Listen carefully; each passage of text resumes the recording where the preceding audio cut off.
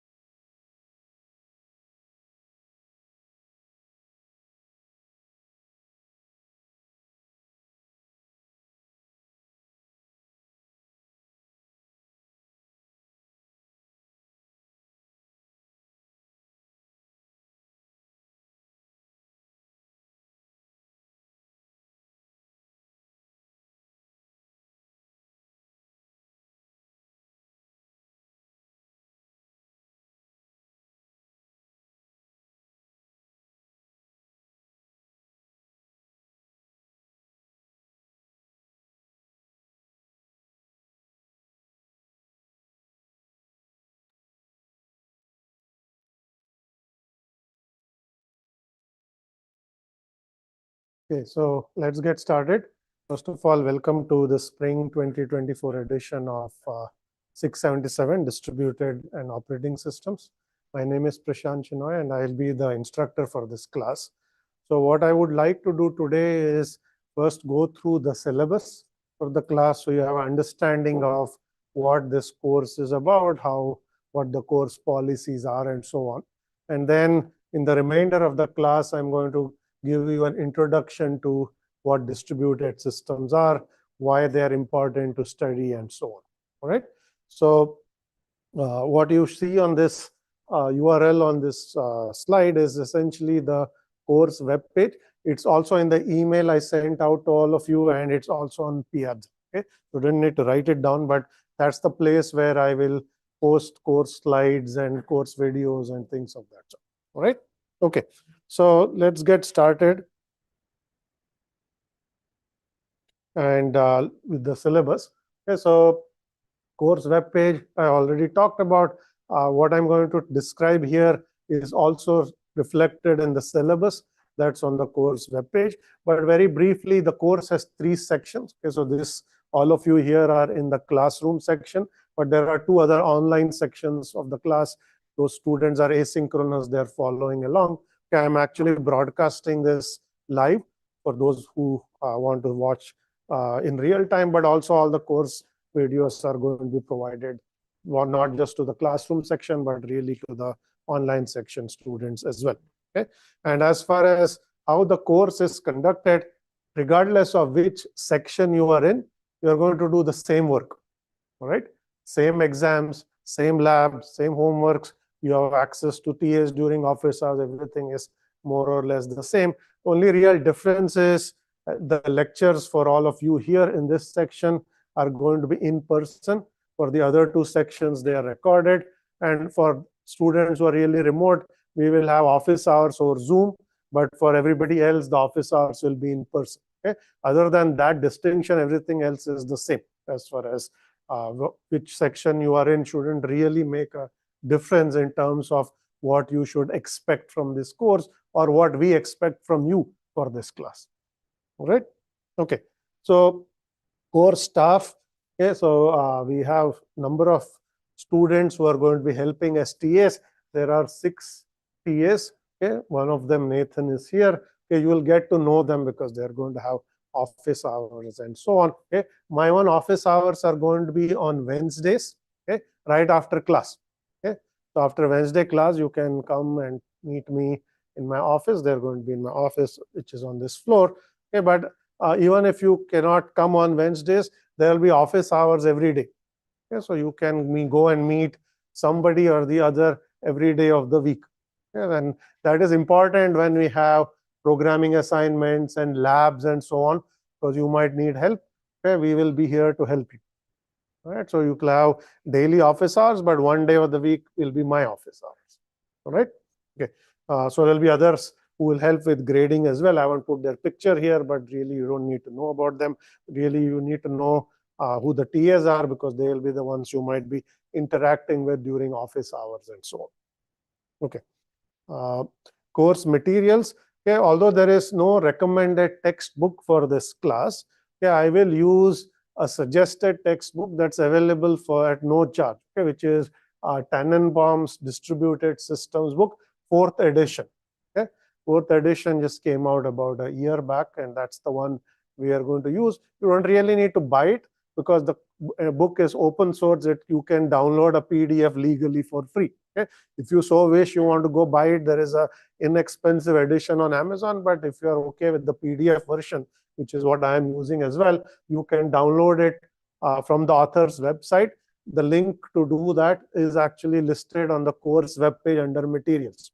Okay, so you go there, there'll be a link. You go to that link, it takes you to the author's website, and then you can download your version from there. Okay, so keep that handy, because some of the material that I will cover here is directly taken from the textbook. So you can use the textbook as a reference, but there'll be many other lectures for which I will have other reference material. We will not necessarily have the textbook, because the textbook does not have those topics in them. Okay? But by and large, that's a good book to use for the course. And there will be course notes and other material I will make available also on the course website. Okay. So that's that. As far as the course outline is concerned, this is essentially on this slide and the next, the list of topics we are going to cover in this class.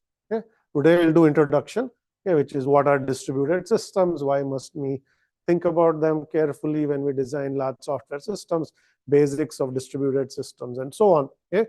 Next time we'll talk about distributed systems architecture, then we'll get to inter-process communication. We'll talk about RPCs, RMIs, and so on. Your first lab will be based on inter-process communication, because you will write a client-server system for your lab. So that is going to give you the background you need for you to actually write code for your lab. Okay? And then we'll talk about processes and scheduling, process migration, code migration. We'll talk about virtualization, data centers, and so on. Okay? Naming and location management, maybe very briefly, that decided to not have too much coverage of that and add some other topics. Okay? So we'll talk about canonical problems in distributed systems, which include things like mutual exclusion, clock synchronization, GPS, and so on. Okay?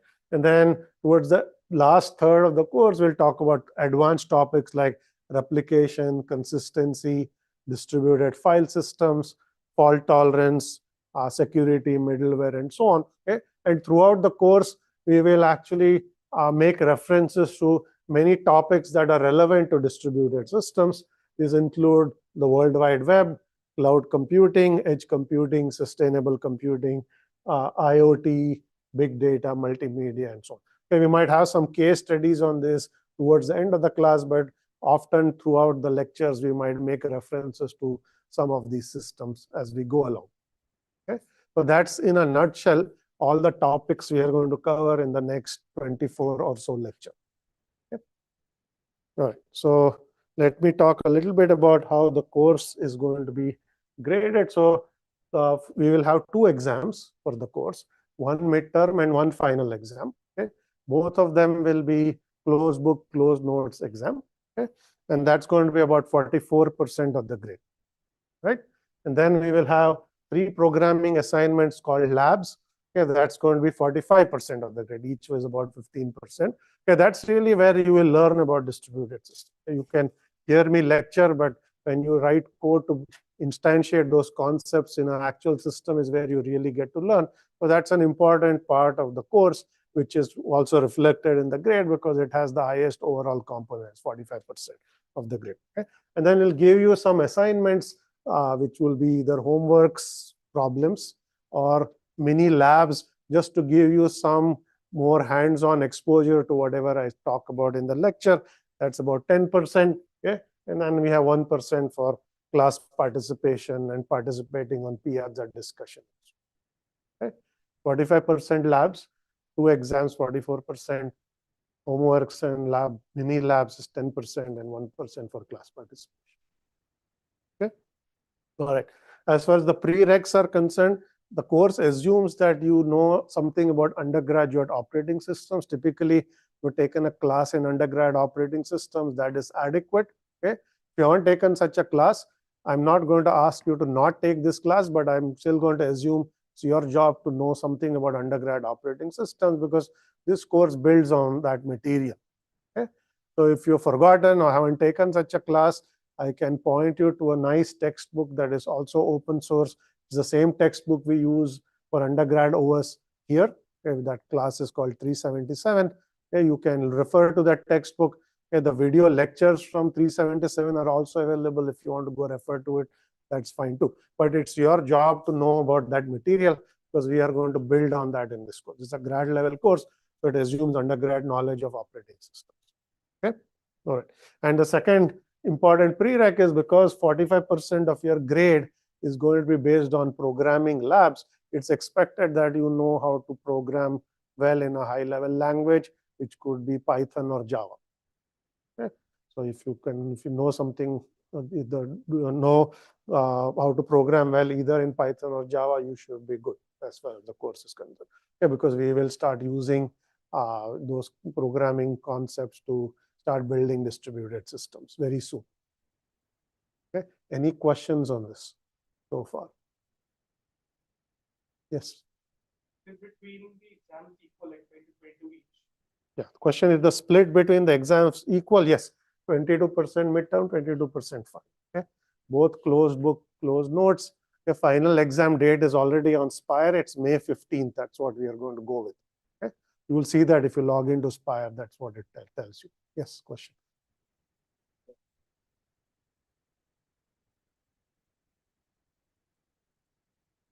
Okay, question is the programming labs going to be in Java? So I was talking specifically about the programming labs. So those you can, we'll let you choose. You can pick either Python or Java. Okay. But the specification will be identical.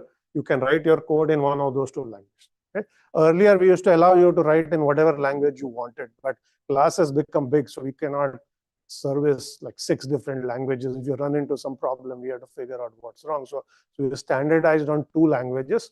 Okay, by and large, everyone knows either Python, Java, or both. So you can pick one of these 2. All right. Anything else? Okay. All right. So as far as course tools are concerned, okay, we will use Piazza extensively. Okay. They will be used not only for online discussions, but also for you to ask questions. Okay, because the course is pretty large. Okay, sending email is actually not the recommended approach to get feedback. Okay. If you need to contact me or one of the TAs, use Piazza to make a private post and we will get to it very quickly. Okay. You send me email, the email volume gets so large that emails get lost and sometimes hard to make sure you get a timely response. So for your own benefit, I suggest that if you want to contact us, use a private post on Piazza to contact. Of course, if you have any questions whatsoever, okay, you can use Piazza to ask that question. Okay. Whether you want to identify yourself or be anonymous is up to you, but this is the way we are going to essentially interact with you by and large. And then as far as public questions are concerned, everyone benefits from that discussion as well. Okay. So make sure that you use Piazza to do this. All of you should already be enrolled on Piazza. Okay. If you are enrolled as of yesterday, okay, whatever roster we got on Spire, We uploaded that to Piazza, so you already are enrolled, and we'll keep updating that if you're not yet in. Okay? So that's one. We are going to use Gradescope for assignments. Okay? Exams you will just write, but we will upload them to Gradescope. You don't need to worry about that. But Gradescope is the way we are going to use to grade everything. Okay? So that's something you will have to keep in mind. And again, we will create accounts for you. You don't need to worry. In fact, I think the accounts are already created because I linked it to Canvas. Okay, so all the accounts got populated. So your Gradescope account should already be set. Okay? And the last thing you need to know is GitHub Classroom. Okay, so you are going to essentially turn in your code to GitHub. Okay, we'll basically create a classroom on GitHub. We will make sure you have an account on GitHub Classroom, and that's what you're going to use to turn in your code. Okay, so we are essentially going to use GitHub for all of the coding aspects of the course. Okay, not for homeworks and other things, but as far as coding is concerned, everything is done through GitHub. Okay, again, we will create accounts for you. You don't need to worry about it. All right, so those are 3 tools we will use extensively. Piazza for discussions, Gradescope for grading, and GitHub Classroom for all your labs and projects. All right. Course web page, I already gave you the URL. It's mentioned here. Okay, all the lectures are on our YouTube channel for the course. Okay, youtube.com/UMassOS, okay, UMass operating system. So lectures are recorded. Okay, so you can go view them afterwards. Okay, the one thing I would like to request for students in this section is to not stop coming to class because the lectures are recorded. Often easy to say, maybe I shouldn't go because I can always view the lecture later. The reason you want to come to class is to actually participate in a class discussion, because the more questions you ask, the easier it is for everyone to understand that material. You don't come to class, there aren't enough people to come ask questions. Okay? There is no attendance for this class, so I'm not going to force you to come, but I would strongly encourage at least this section student to come regularly, so you can actually ask lots of questions during lectures, make it more interactive, so that not only you, but everybody else benefits from it. Okay? But the lectures are still available to you regardless. Everybody gets access to those lectures on the YouTube channel. Okay? And Canvas, we are mostly going to use that as a grade book and not otherwise, because everything else is going to be on Gradescope. So you don't really need to worry about Canvas, other than to see that your grades for all the assignments are being reflected on the Canvas gradebook. That's the only reason we will use Canvas. Okay? Any questions about any of this? Yes. Are we going to have group? Are you going to have group assignment? Okay, that's a good question. So there are, as I said, programming projects. Okay, so those can be done in groups of 2. Okay, you can form your own group. It's not mandatory to do it in groups of 2. You can, of course, do your lab individually, but we allow that to be done in a group of 2, so not more than 2, but groups of 2. Okay, the lablets, which are really homeworks, hands-on homework, those are individual, just as any other written homework is individual. But the labs, the 45% of the grade of those 3 labs, you can do as groups of 2. Okay, so if you have somebody you want to work with, form a group, and you will be set for the semester. Okay. Any other questions? Yes. Where can you get access to the slides? Good. I'll come to that in just 1 second. So all the slides are actually posted on the course webpage. Okay, and they are posted before the lecture. Okay, and the reason that's important is one of the policies I'm going to enforce in this class is to not use a device in the class. Okay, so I'm not going to allow you to use your phone, laptop, tablet, none of that. You come to class, you just listen and participate. Okay, you don't sit on your laptop and start doing something on Facebook, and then 6 people around you get distracted. Okay, so no devices of any sort in the class, which is why I'm going to post the course notes before the class. You're welcome to print them and bring them to class and take notes. Okay, so everything is on the class web page. If you go to the web page, you will see a schedule tab. You go to the schedule tab, it will show you lecture 1. Today's lecture is already on there. Okay, so I'll post it usually on the morning of the class. Okay, so you can bring your notes with you. Okay, you can bring your laptop, but don't use your laptop in class. Okay, so no strict no device policy. It's actually better. Okay, in the end, you will actually listen more to the lecture than if you have a laptop open and are distracted and also distracting others around you. Okay, is that clear? Any other questions? That TA is the only one allowed to use the laptop because he's monitoring YouTube to make sure the stream is going through. Yes.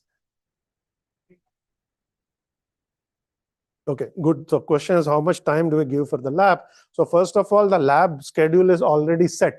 Okay, if you go to the course web page, you will see the lab schedule. Typically, by end of each month, a lab is due. Okay, there's a lab due at the end of February. I think the deadline may be either 29th Feb or March 1st. Okay, and then there's a lab due at the end of March. There's a lab due at the end of April. Okay, so I think March 1st, April 1st, and May 1st are the 3 deadlines for the lab. Okay, that's when it's due. But how much time do you have to do the lab? Usually, it's between 2 to 3 weeks. Okay, normally around 3 weeks. I'll try to give the lab out about between 2 and 3 weeks before that deadline. Okay, so you should remember at the end of every month there is going to be a lab due. Very easy to remember. Okay, so just prepare and make sure your time allocated to finish the lab. Okay, but you will have up to 2 to 3 weeks, at least 2 weeks, but often 3 weeks to do the lab. Okay, there should be enough time. By the way, it doesn't take 2 weeks to do the lab, but we just give you more time so that you have flexibility. Anything else? Okay, so let us now switch from the syllabus. Okay, if you have other questions, feel free to ask after class. Ask on Piazza. Always happy to provide more clarifications if something is not clear. Okay, go read the syllabus, understand the policies, and so on.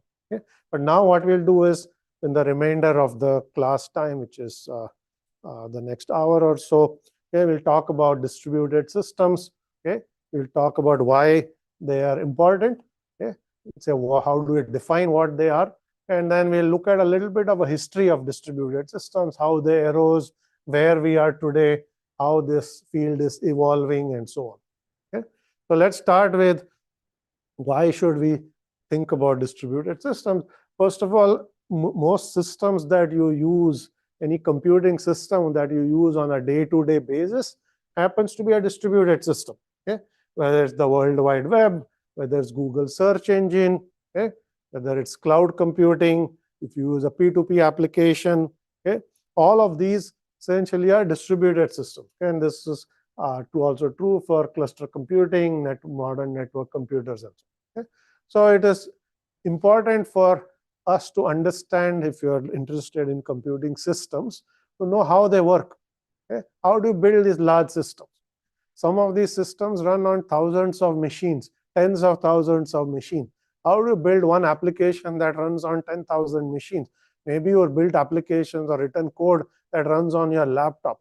Okay, at least in this class, you will write applications that run on 3-4 machines. Okay, but that will give you an understanding of principles that are used to build these very large-scale systems that we all are used to, whether it's social media, whether it's entertainment, whether it's search engine. They're all very large distributed systems. Okay, so it's essentially how our computing systems are built. Okay, so this course is going to try to expose you to the principles of how to build these large-scale systems. Okay, that's the first thing. Okay, now before we talk about other advantages, disadvantages of distributed systems, let's try to define this.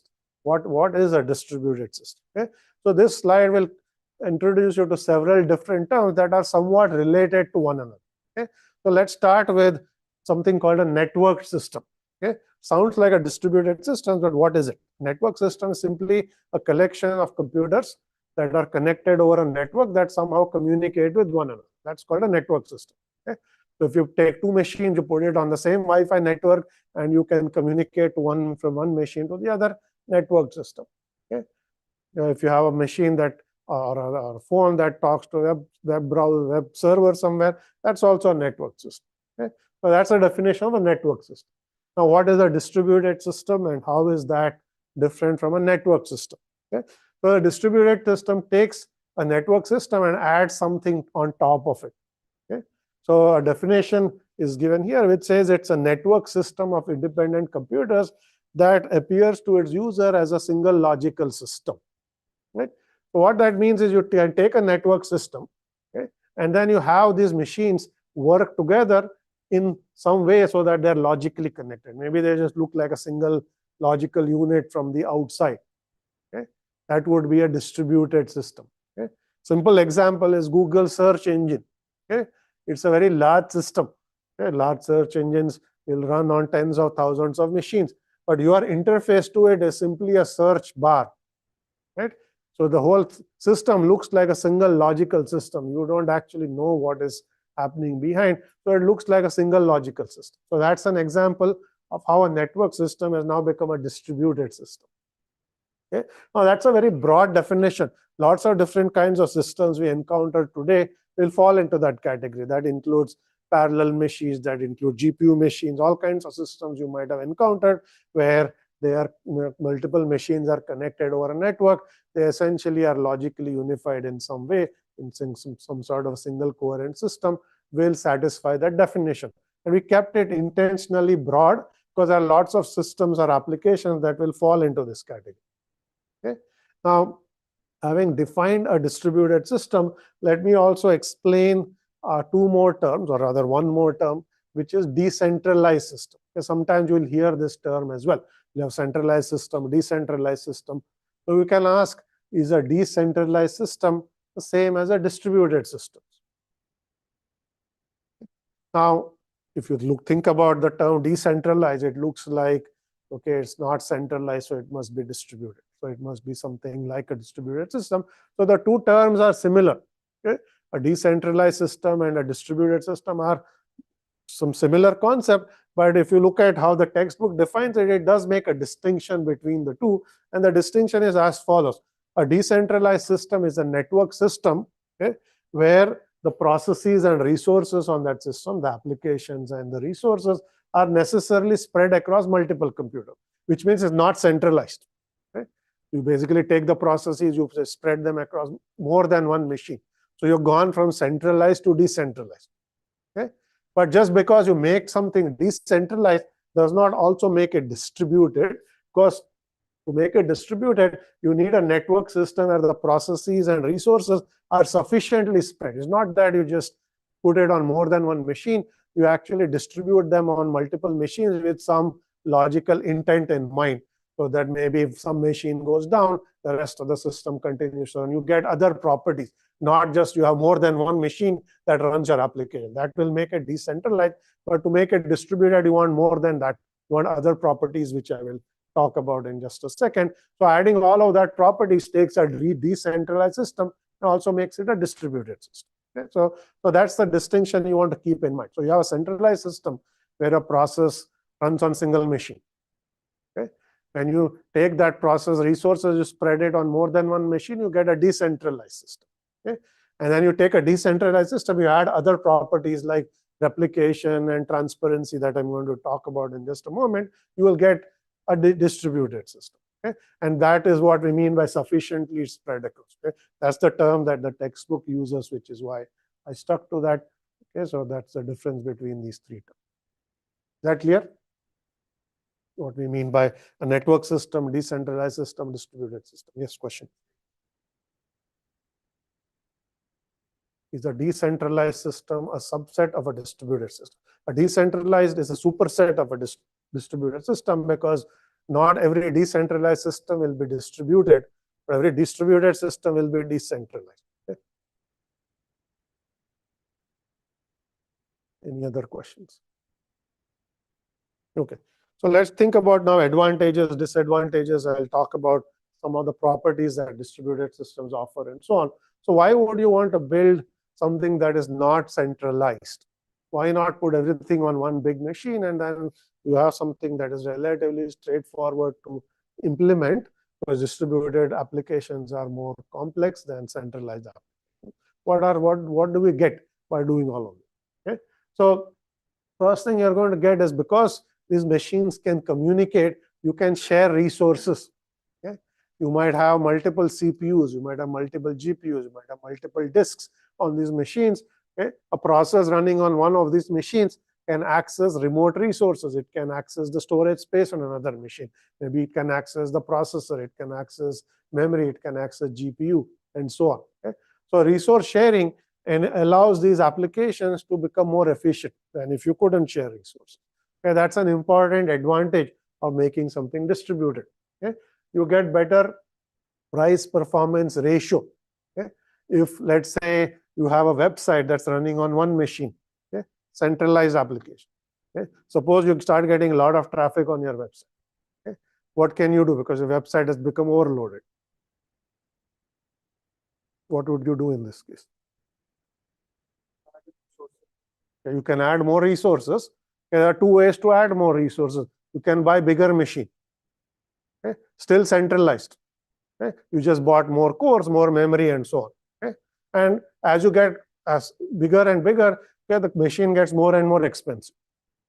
Okay? So you can either add resources by making the machine bigger, or you can add more machines and replicate your website. Rather than your website running on one machine, your website can run on two machines or three machines, and requests can be split across these machines. Okay? That makes it distributed. Okay? And the argument here is that doing the latter gives you a better price performance ratios, because adding lots of smaller machines is better than buying a gigantic machine, because maybe supercomputers are more expensive than buying a cluster of machines. Okay? Or so goes the argument. Okay? So that's a price performance advantage. Okay? Now, in addition to this, you'll get several other things. You may get better reliability. Okay? Why is that? Because if you replicated that website I was just talking about on multiple machines, if one machine goes down, okay, website is still available, because maybe the request can be sent to the other machine that's still running. Okay? If you have a centralized machine, okay, the machine crashes, the entire site is down, application goes down. Okay? So you have better reliability, because you can, if you build your application right, of course, it's not going to happen automatically. You have to add something to make sure that when one machine fails, requests are sent to the other machine and so on. But if you build it right, you will get better reliability. You will get better scalability. You add more and more machines, you can service the larger and larger user base. More requests, more workload can be serviced. Your application will scale with the amount of resources you have in the system. Okay? So you get better scalability. Okay? You can also get potential for incremental growth, because when you start off with that website example, you don't need to buy a large machine or a large cluster. You can start with a small machine. As the application gets more popular, the website gets more popular, you can incrementally add resources as and when needed, rather than spending a lot of money upfront and buying a gigantic amount of servers when you don't need them. Okay? So the potential for incremental growth also makes it more economical to build systems this way. Okay? So those are all advantages of making an application or a system distributed. Okay? Now, of course, not everything comes for free. There's going to be some disadvantages as well. So there are three that I want to mention here. The first one is that the application becomes more complicated to write. Okay? Because your application is now split across multiple machines. Okay? You have to think about which component runs on which machine, how do they communicate, okay? Which is more complicated than writing code. You write a Java application, runs on one machine, you know how to do that. Okay? But if I say put this piece on this machine, that piece on some other machine, that's a little more complicated application to write. Okay? So the applications got more complicated, but so are operating systems and programming languages that are used to run these applications. Okay? So distribution awareness comes at a cost, which is higher complexity. Okay? So that's a disadvantage. Okay? Second disadvantage is that a network is essential, because that's part of a definition of what a distributed system is. Okay? The network is part of the system. Computers connected over a network. The entire network goes down, and the system doesn't work. Okay? As opposed to if something is running on your machine, you don't have Wi-Fi connectivity, you can still run that code. So long as you're sitting in front of it, you can access it. Okay? So network connectivity is essential. Okay? In a distributed system, and that can be a problem if the network is not available for some reason. The third disadvantage is that it raises security and privacy concerns. Because your system or application is now accessible remotely, okay? Users that are not on your machine, but they're anywhere on the internet, could potentially access your application, access whatever the application provides. Okay? If your application is not written well, if it has bugs in it, okay, somebody can attack your application and maybe steal your data or inject malicious code and so on. So whenever you make something distributed, you're essentially making it accessible by remote users. So you got to be more careful because not every user might have good intentions. Okay?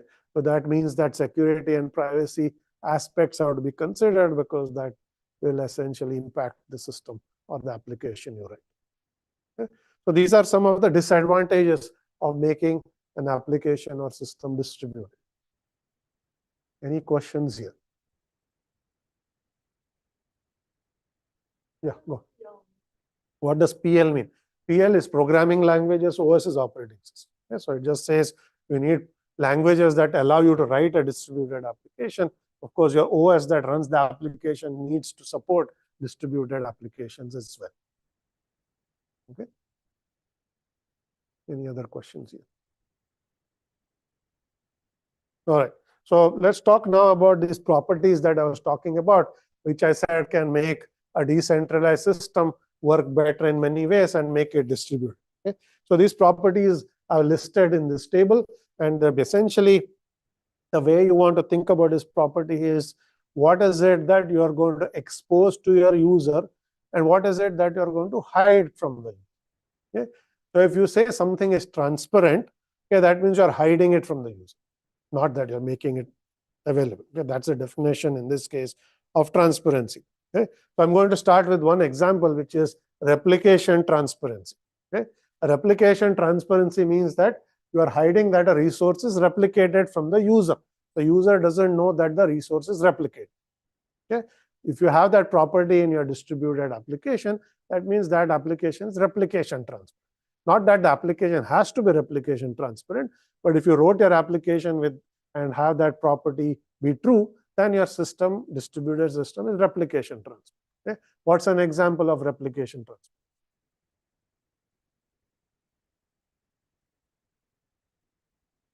I just mentioned the Google search engine, right? You have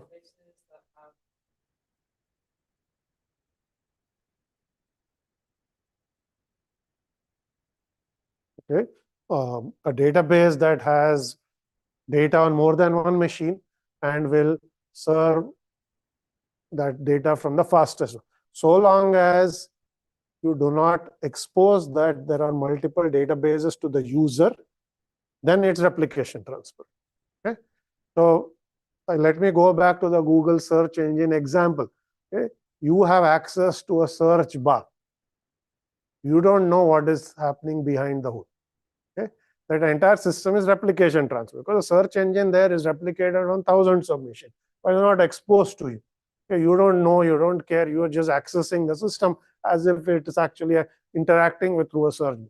Okay? That's an example of replication transfer. Okay? Now, not every system might be replication transfer. You go to the Ed Lab. I don't know if you use the Ed Lab or not. Okay, that's our educational lab. You will use it for this course. Okay? You have to specifically SSH into a machine. Okay? That's not replication transparent. Although your home directory is available on all the machines, you got to access a specific one. The presence of multiple machines on the network is visible to you. Okay? That's not replication transparent. The presence of these resources is hidden from you, that will be replication transparent. Okay?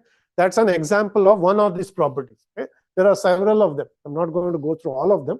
Okay? You can look at them and try to understand them, but let's take another one. Okay? Let's take location transparency. Okay? Location transparency says that where a resource is located is hidden from you. Okay? So you don't know what is the physical location of that resource. Okay? Let's take a website. Okay? www.umass.edu. Okay? Where do you think this website is located? Okay? Maybe you think the domain says UMass, so it must be here.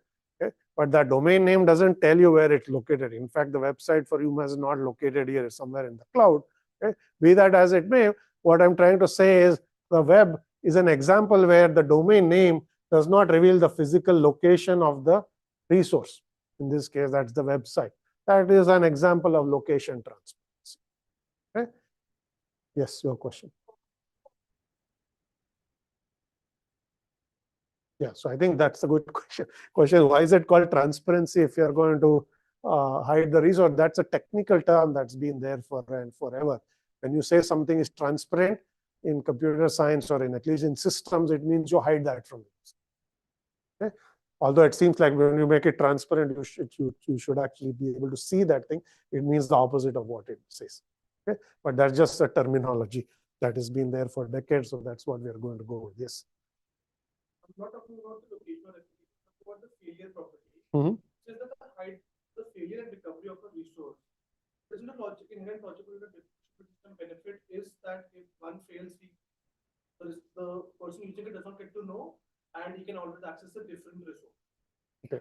Question is about failure transparency, and the definition of failure transparency is to hide the fact that failure has occurred and you're recovering from the failure from the user. Okay. Now, this is a good property to provide, because what does it say? It says if something fails in the system, you should not make that visible to the user.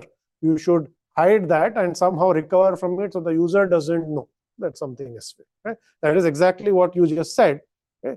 That if, let's say, you had this website example I gave, your website is running on 2 machines. Let's say one machine fails, user is trying to access the website.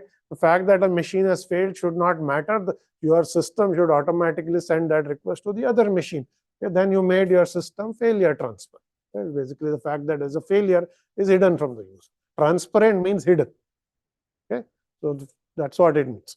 Okay? So in this case, the fact that there are failures are hidden, and maybe when you recover, the machine comes back on, that's also hidden. Okay? Yes. Question. You mean when you say hidden, is it like hidden? Hidden means not seen by the user. User does not see it. Yeah, hypothetically, a person sitting in India and have a peer computer in the US, and they just send a request via the computer in the US and calculate the latency via some heuristic methods, identify where the location is eventually. Okay. So question is, does hidden means that if some user really wants to figure something out, are they going to be prevented from doing so? That's not what we mean, right? Just because the location is hidden doesn't mean if you want to go and find out the locations by going and looking at other records and so on, that's fine. It's not like you're trying to prevent the user from figuring this out. But by and large, a normal user that's interacting with that system doesn't need to know what is going on. Right, where the location is, whether it's replicated, whether failure occurs. You are basically saying, I will give a simpler to use abstraction or interface to user. All of that complexity is going to be hidden behind the system. So you don't need to worry about it as a user. That's what it means. If you really want to know, that's a different matter. But by and large, you should not have to worry about these things. Okay? Yes, question.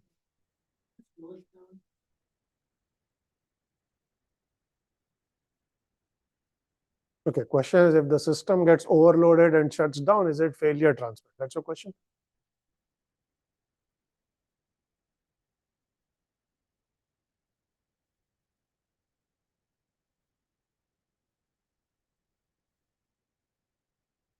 Okay, so question is, if you have a failure in the system, you sent all the requests to a second system, but that second system now got overloaded because getting too many requests, is that failure transparent? That's your question, right? Yeah. So it meets the definition of failure transparency in that the fact that there was a failure is hidden from the user, but it does not give you necessarily good experience, because if you just because there's no you don't know that there's a failure, but your website is taking 30 seconds to respond and it feels really slow and sluggish, that's not a good experience. Normally, when you're saying it's transparent, it shouldn't mean that you degrade the performance of the user. Okay? So you have to design it so that it should not get overloaded. But even if it does meet the definition as written. Right? You did not have to deal with failure. Your requests have not stopped, okay, because you don't get an error saying server is down or something like that. It just slows down. Okay? But normally it should not slow down either. It should design it well. Okay. Anything else here? Okay, so that's transparency. The only thing really to keep in mind is transparency here means hidden. Okay, so when you say replication transparency, you hide that is replicated and so on. Okay, so next thing we are going to talk about is open distributed systems. So when we say that a system is open, okay, what that means is, doesn't mean it's open source. It could mean that too. If a system is open, maybe the source code is available, but that's not what we necessarily mean when we say the system is open. What we mean is the interface that the system exposes to the outside world, okay, that is openly specified. So you have a known way to interact with the system. Okay? So it essentially has an API or an interface that you can use to access that system remotely. That's what we, in this case, we mean by an open distributed system. Not necessarily that the code is open. Okay? You can also make the code open and somebody can figure out how to interact with the system. But all we're asking is the interface be specified. Okay? The semantics and the syntax are sort of are via known protocols and so. Okay? What this allows us to do is interoperability. Okay? If I know how to interact with the system, I can write other applications that work with that system. Okay? And then they work together to achieve some other goals. Okay? So you can essentially build components. The components have known interfaces.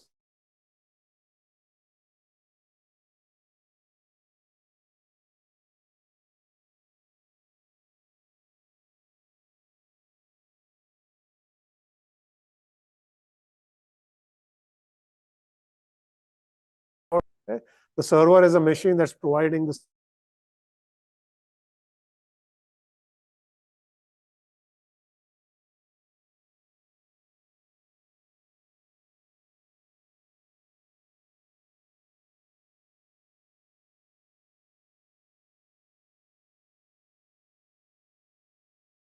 The client and the server component can be written by one company that doesn't tell you the interface. Okay? So in this case, third party cannot write another client that works with the server because you don't know how to communicate with it. But you can have client server systems that are not open. But if a server is open, anyone can write a client that works with that server because you know how to interact. Okay? That is an example of open distributed system. So it's interoperable.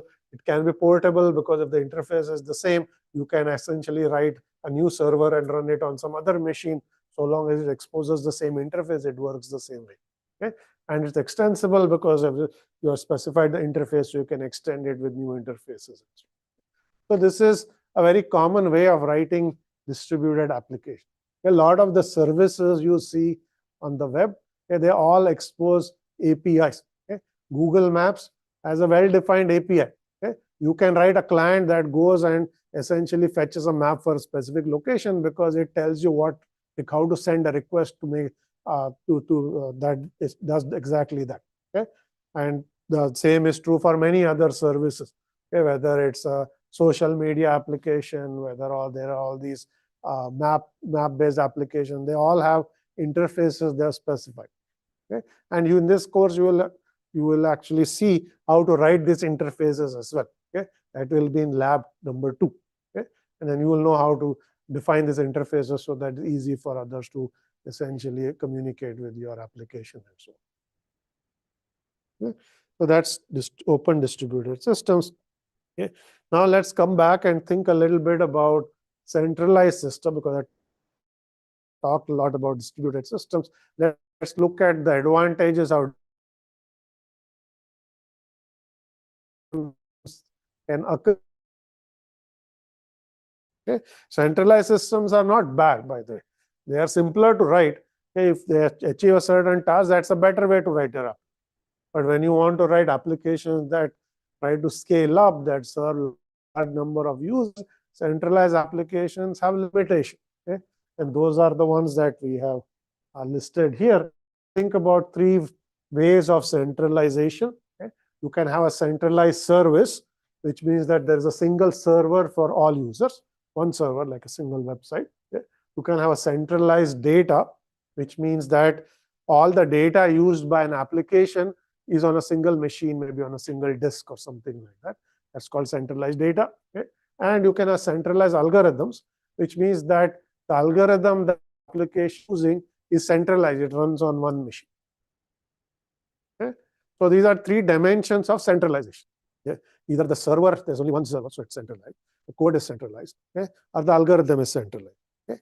Now you can imagine that there are, depending on where the scalability problem is, if you have any of these dimensions of centralization, you might hit a bottleneck. Okay?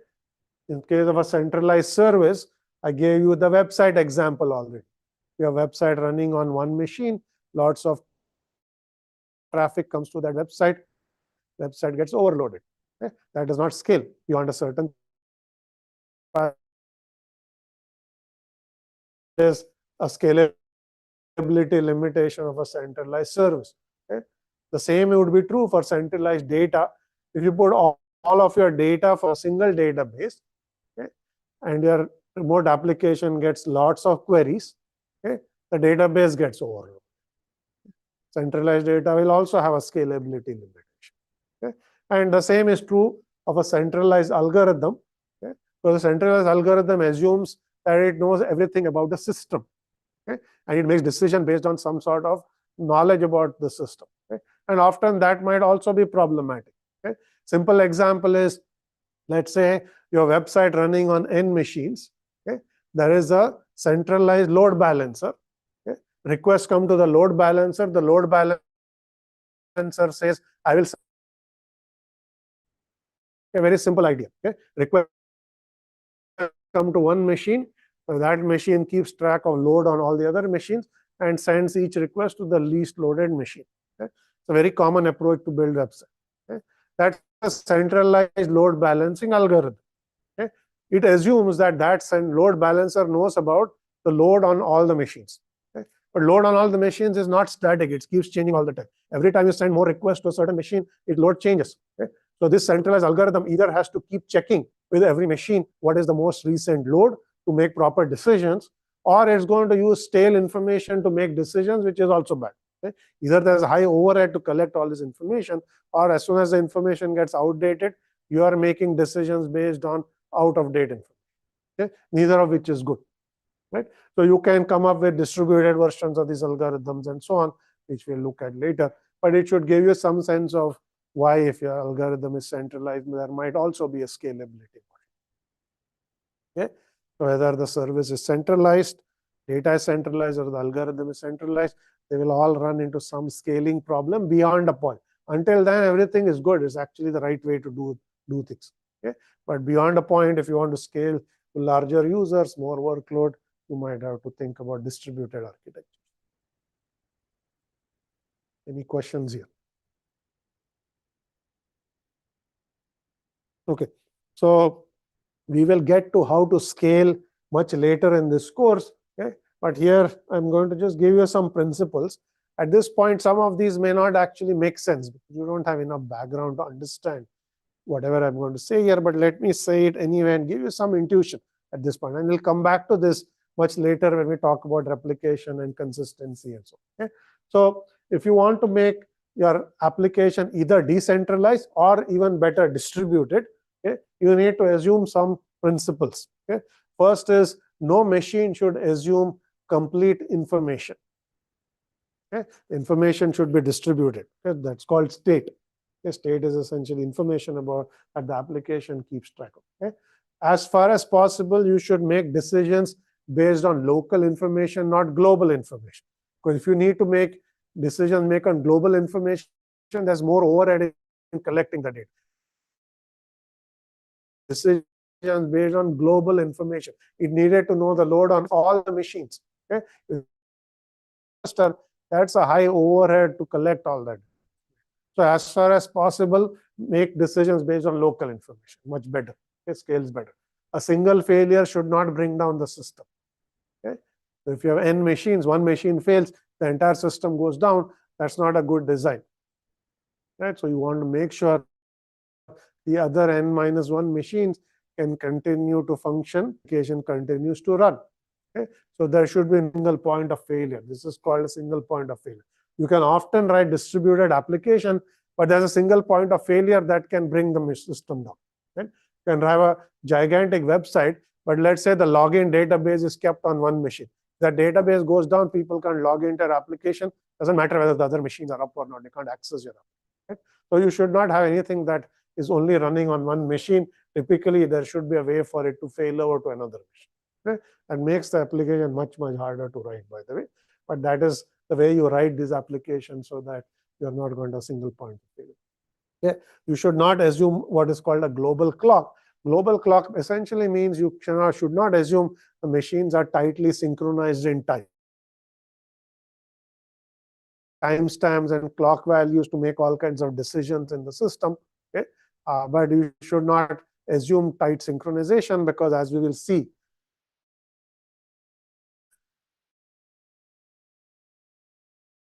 algorithm. All clock synchronization algorithms come with some error.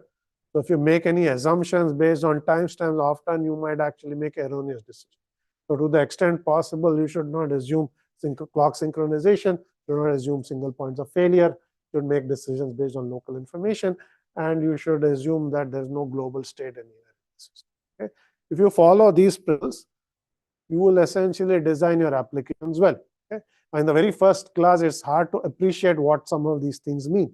Okay? But we'll come back to this as we go through the class and visit each of them in turn. And by the end of this class, you will understand exactly what those 4 things mean, right? Good distributed system. Yes, question.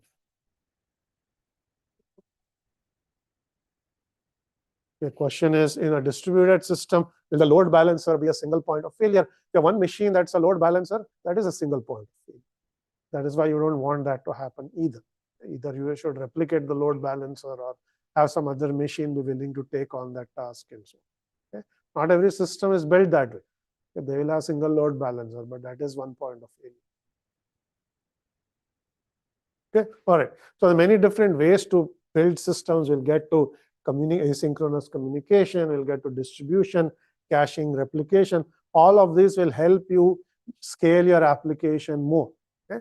The more you replicate, the more you cache, the more you distribute your data or code, and then asynchronous communication we'll get to in 2 or 3 lectures. If your communication is asynchronous, that's actually more efficient than writing synchronous communication.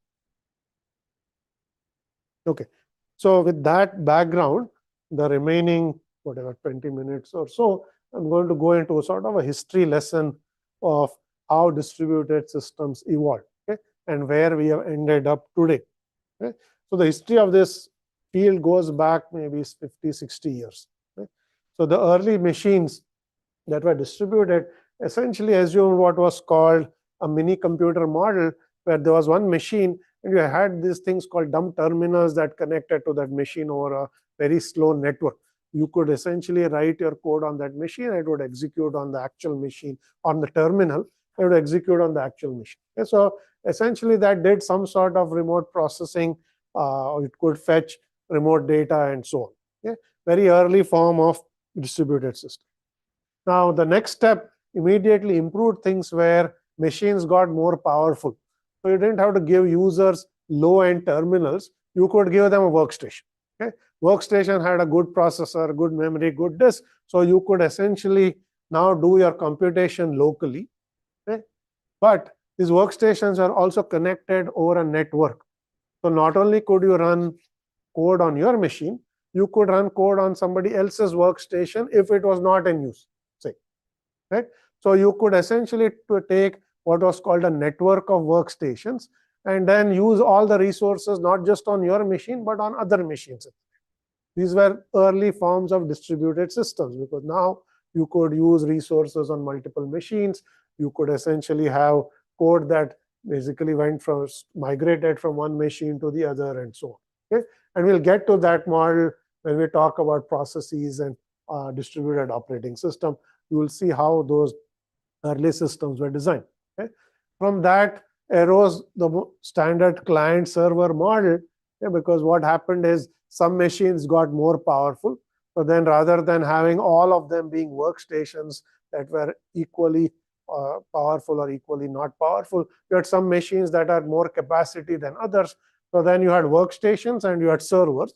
So if you needed to run something that was compute intensive, you did it on a server. If you wanted to run something that was less compute intensive, you could run things locally. Okay? So that gave rise to client-server model, which is of course there even today. Okay? So that model is actually quite popular, is used for all kinds of things even today. Okay? But that model has evolved in many different ways. Okay? There's something called a processor pool model, which says there's not one server in the client-server model, but there's a pool of servers. Okay? And that's, we'll call that a processor pool. Okay? So it's essentially a pool of backend processors. So you can submit your jobs to the pool and some machine is going to run. Okay?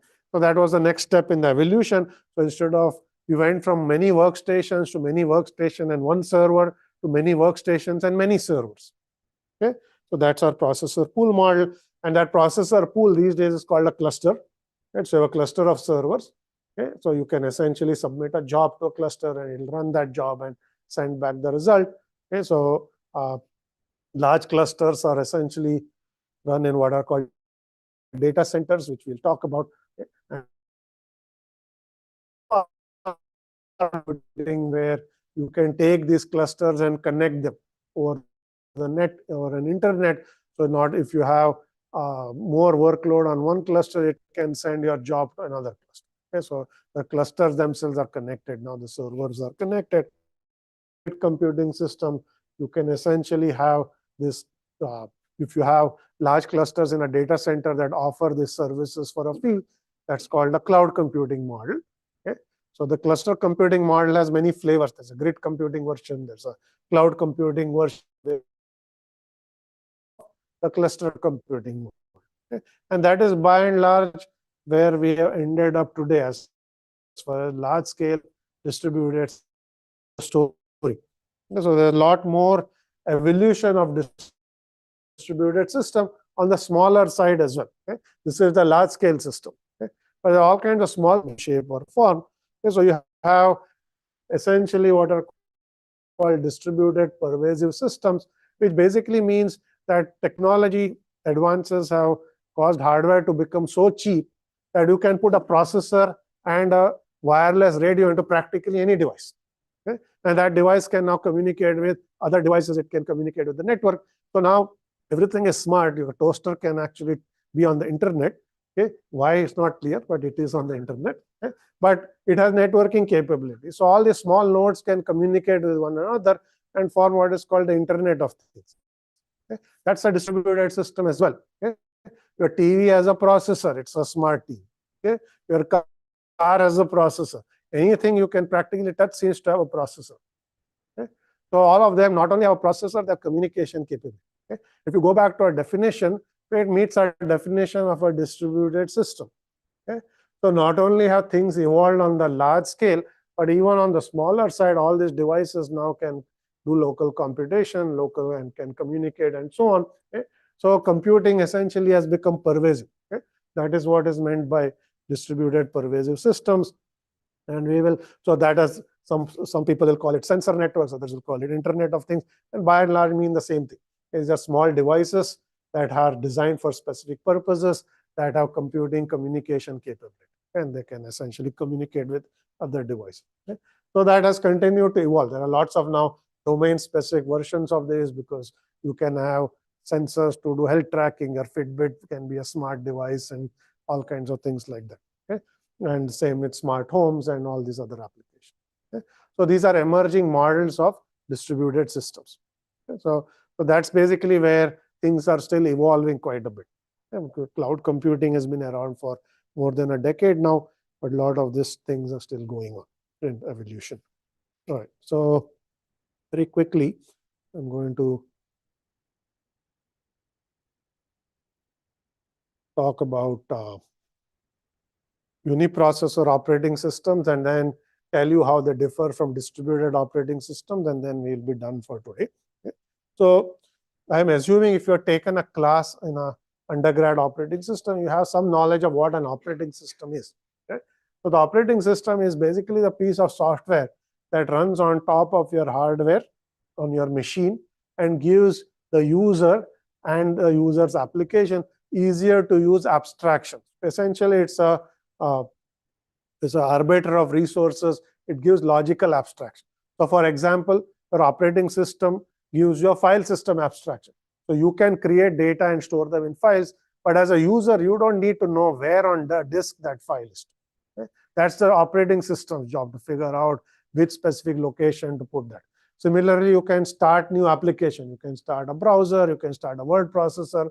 Okay? But you as a user don't need to worry about how much memory should be allocated to this application when it's executing. Okay?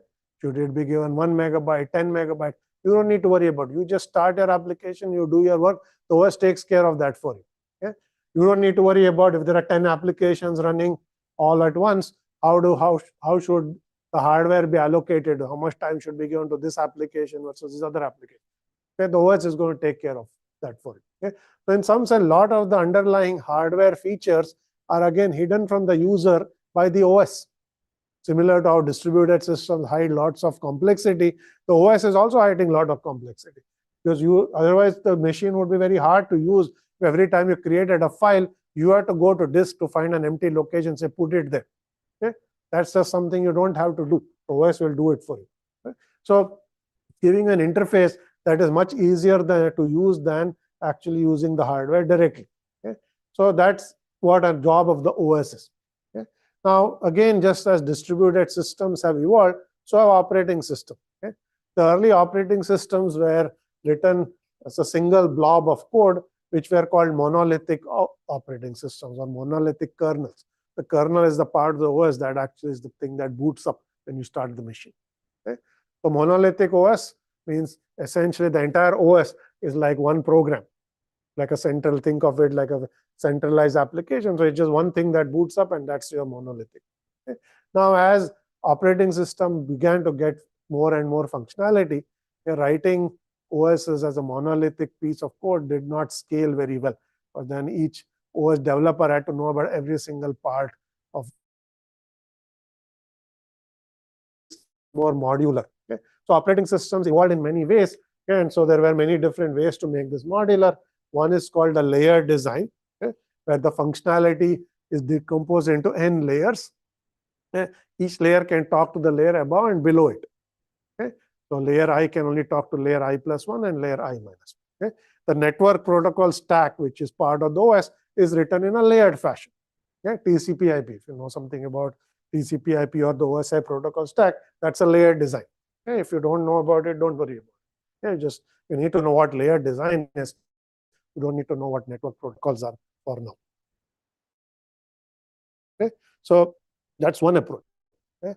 Another approach was to design what was called a microkernel architecture, where you said, rather than making the OS very large, let's make the kernel very small. We'll call it a microkernel. Okay? That's the part that will boot up. Okay? And whatever you typically put inside the OS, we will actually run it as a user process. Right? So typically, file system is part of the OS. In a microkernel architecture, the file system runs as an application process. Just as your browser runs as an application process, your file system will run as application process. Memory manager will run as application process. Process manager will run as an application process. Okay? Typically, they are all part of the OS, and they're sitting inside the OS kernel. Here in a microkernel architecture, you made them components that run as independent processes, and all that the microkernel is doing is allowing these to communicate and do their job. Okay? So the microkernel provides a very fast intercommunication framework, inter-process communication framework. Okay? So this is a different way of writing your OS, where each component is written as a separate application. Okay? From a software engineering perspective, this is a great way to write your application, because you want to modify the file system, you just need to worry about that application. You don't care about all those other ones. They're exposing good interfaces that you know about. That's how you communicate with them. But beyond knowing the interfaces, you don't need to know what's inside it. Unlike in the monolithic case, you needed to know lots of things. And here you don't. Okay? So this was a new way to design operating systems. And there were several research projects that did this. Early versions of Windows and Mac OS actually used this architecture. Yes, that was 20 years ago. Okay? But the architecture actually never became completely successful because it had one limitation. Okay? And you think of what that might be. It's slow performance. Why is it slow? Okay. The performance. So this is a really nice way to write a modular system, but also it has an impact on performance, because if the let's say the process manager needs to start a new process, it has to send a message to the memory manager saying, give me 10 megabytes of RAM for my new process. Okay? So that's a message that has to go from this application down to the kernel back to this. Okay? So now the claim is that is slow, because if everything was a monolithic piece of code, Okay, you would just make a function call because all of this is within the same process. So this component of your code just makes a function call to that component. So what was a function call has now become an explicit message that has to go from one process to the other. That significantly slows down performance. Okay? The function call is much faster than sending a message from one process to the other. Okay? So this had a significant impact on user performance. Is that the machine is slow, then you got to do something, right? So as you cannot say this is the way it is going to be. So a lot of the monolithic architecture pieces started moving back into the kernel. It's slow, so this part is sending too many messages, put it back into the kernel so that it can interact faster. So you've gone from monolithic architecture to microkernel architecture, back to an architecture where the code is all inside the kernel, but except for one difference, which is that you made it modular. Okay? These components that were processes essentially became modules inside the kernel. So you still had that software engineering advantage, saying here's a module that's self-contained. It has well-defined interfaces. You communicate through the interfaces. It's part of the code, but you can essentially treat it as somewhat independent. Okay? So that's how today's operating systems are. They use a modular architecture. They don't necessarily use a microkernel architecture. Okay? That gives you some of the software engineering benefits, but also gives you performance advantages. Okay? Now, there's a disadvantage of putting everything back in the kernel, which is security. Okay? One advantage, big advantage of microkernel architecture was it had better security properties because if there's a bug in the file system module, you could probably attack it, but then you cannot actually attack other pieces of the kernel. As opposed to monolithic architecture, you essentially attack the kernel, you take over the entire OS. Okay, that's game over. Right? So here you have better advantages, which modular or monolithic systems will not give from a security perspective. Okay? There's a nice article on this that's a suggested reading between Linus Torvald, who started Linux, and Andrew Tannenbaum, who was promoting microkernel architecture as to what some advantages and disadvantages of these two architecture. So you can go and read it if you're interested, but a basic thing I already mentioned here. Okay? So very quickly, before I end, I want to tell you how distributed operating system is different from all of them. Everything I talked about so far still runs on one machine, not distributed, whether it's microkernel, whether it's monolithic, modular, single machine.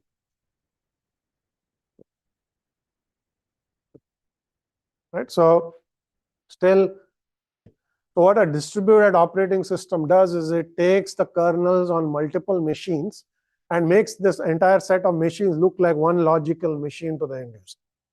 Okay? There may be 10 machines, but when you interact with them, it just looks like one logical big machine. Okay? That is essentially what a distributed operating system is. And you will see now in doing so, it's hiding lots of things. Okay? It's providing lots of types of transparency. Okay, you are getting replication transparency. You don't know there are 10 machines. You might get migration transparency. You are start running a process on machine 1, then it may move it to machine 2. You just see the application is continuing to run. You don't know which machine it's running. It just looks like it's running the application and so on. So there are all kinds of good properties that come with it. Okay? That is a distributed. Actually, an example. Here is an example of operating system. Independent, let's say this is Windows or Mac or Linux. Okay, that's a Linux. Okay, and then you put a layer on top of it, which is a distributed operating system service. Above this layer, these applications just see one logical machine. Okay, so something it does. You don't know whether running here, here, or here. So that's taken care of by this distributed operating system. Okay? So you get this logical abstraction. That's a distributed operating system. Now, if you didn't have this layer, okay, you are running application on this, you get what is called a network operating system. That's just your regular Linux or Mac. You just have a machine that has connection to a network. That's called a network operating system. Just that the machines are connected. Okay, you can essentially explicitly log on to another machine and start network OS. But if you have this layer, you can just start an application. The OS takes care of deciding where it runs and so on. Okay? So that's the difference between a distributed and a network operating system. Today, every OS is almost guaranteed to have be a network OS because it has communication capability. But most of them don't have this feature. Okay, that makes it distributed. Okay, so that's your network OS, okay, where the presence of these things are. Sorry, no, that's a network OS where the presence of these machines are visible to the application. You're not hiding them. Okay. Now, if you can take a network OS and write a piece of top of it called middleware, which will take a network OS and try to hide some features of the machines underneath. So you're trying to emulate what the distributed operating system would do using an application level layer. It's not an OS layer. That we'll call a middleware service. Okay? The middleware service takes a standard, whether it's Windows or Mac or Linux, adds some layer, and then starts hiding some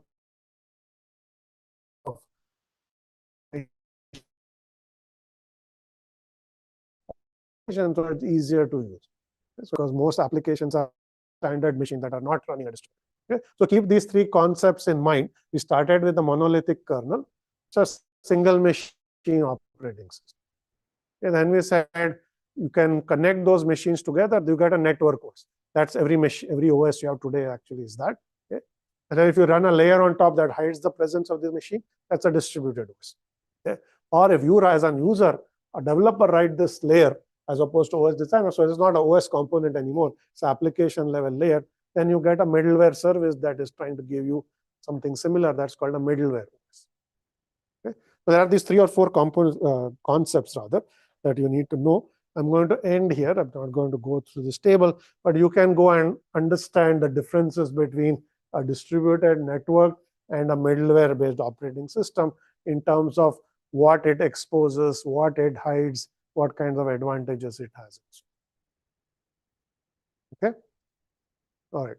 We'll end it here today, and I will continue with the next topic, which is going to be distributed systems architectures on Wednesday.